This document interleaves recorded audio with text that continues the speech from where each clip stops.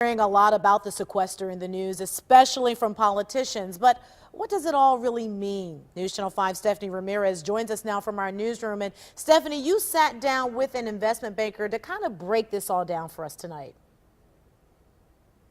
How does this affect you? How does this affect me? Or does this even affect me? These are all questions I got to ask that financial advisor as he explained what exactly the sequester means. I think there was an idea that they'd reach an agreement because we never actually get to that point to begin with.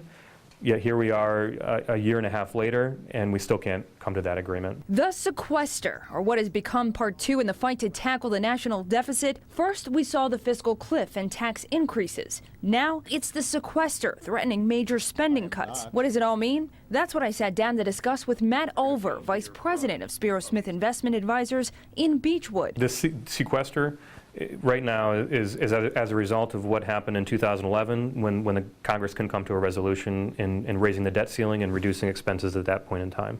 So they put in this across the board on most domestic programs and government and defense spending, across the board cuts. $85 billion worth of cuts that are expected to be slowly implemented. But Ulver says there's two groups that'll be hit the hardest. Anybody that's dependent upon the defense industry.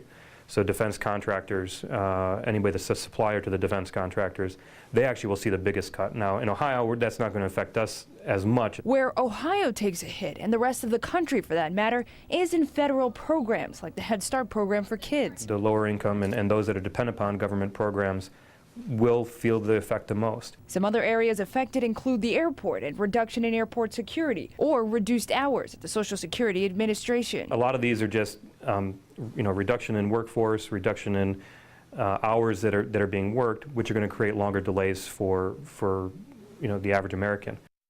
And Danita Ulver said an estimated 750,000 jobs are expected to be lost due to this sequester. The goal for today was to target certain areas where cuts would make sense to take place so that the cuts wouldn't just be across the board. Live in the newsroom tonight on your side, Stephanie Ramirez, News Channel 5.